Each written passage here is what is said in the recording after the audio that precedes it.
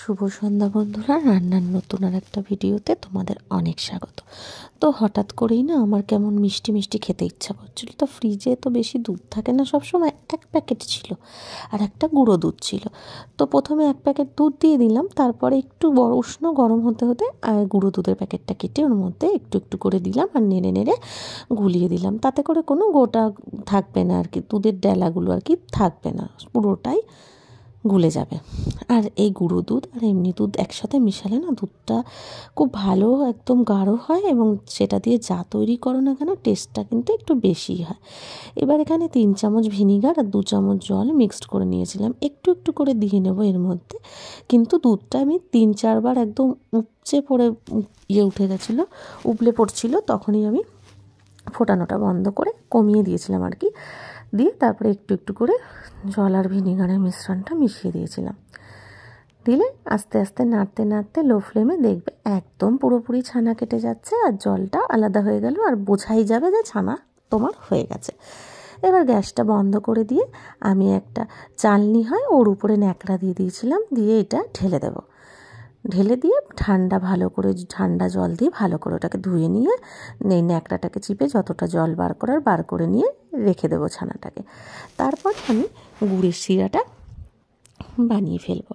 তো এই সময় তো খেজুরের গুড় দিয়েই করা হয়, আর চিনির রসগোল্লা সব সময় খেয়ে থাকি, আর দোকানের গুড়ের রসগোল্লা খেয়ে আমার একটুকু পোষায় না, গুড় কম চিনি থাকে বেশি।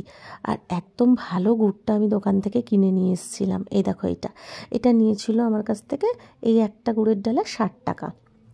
এটা আমি ঝাঁঝরি দিয়ে মানে ওই ঘষুনি দিয়ে ঘষে নেবো ভালো করে। আর ওইদিকে আমি মানে এখানে যতটা গুড় দেবো তার মানে কি বলবো, এখানে ধরো আমি 1 কাপ গুড় দিলে ওখানে 4 কাপ মতন জল দিয়ে নিয়েছি, মানে জলটা একটু বেশি হবে। তবু মানে আর একটু যদি জল বেশি দাও গুড় কম দাও, তাহলে গুড়ের যে আমি যেটা শিরাটা বানাবো অতটা গাঢ় না করলেও চলবে, একটু হালকা করতে হবে। কিন্তু আমার না একটুখানি গুড়ের গন্ধটা ভীষণ ভালো লাগে, দোকানের রসগোল্লা আমি সেটা পাই না, সেই কারণে আমি একটু বেশি করেই গুড় দিয়ে নিয়েছিলাম।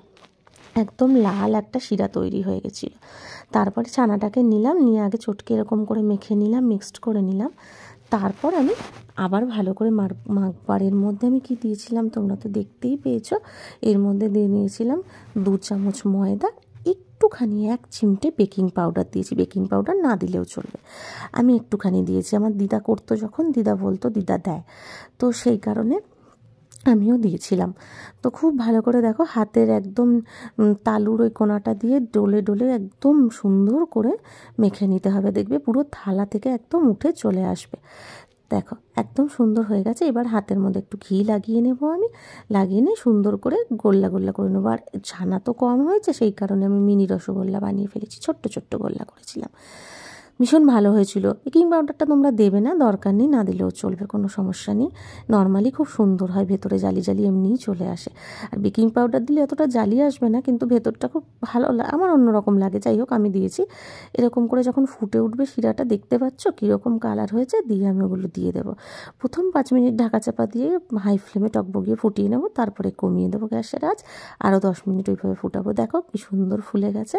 আর এই রসগোল্লা তো গরম গরমও খেতে ভালো লাগে, আর ঠান্ডা হলেও ভালো লাগে। মিষ্টি জিনিস ঠান্ডাও একটু ভালো লাগে, ফ্রিজে রেখে দিই। তো গরম গরম দুটো খেয়ে নেবো, বাকি ঠান্ডা হলে পরদিন খাবো। দেখতে পাচ্ছ কত সুন্দর হয়েছে বন্ধুরা, অসাধারণ হয়েছে কিন্তু। আর ইনস্ট্যান্ট ঝপাঝপ খাবো, আর এর থেকে ভালো কী হবে বলো? তোমরা দেখলে বুঝতে পারবে কতটা সুন্দর। যদি ভালো লাগে লাইক কমেন্ট শেয়ার করতে ভুলো না। টাটা সবাইকে।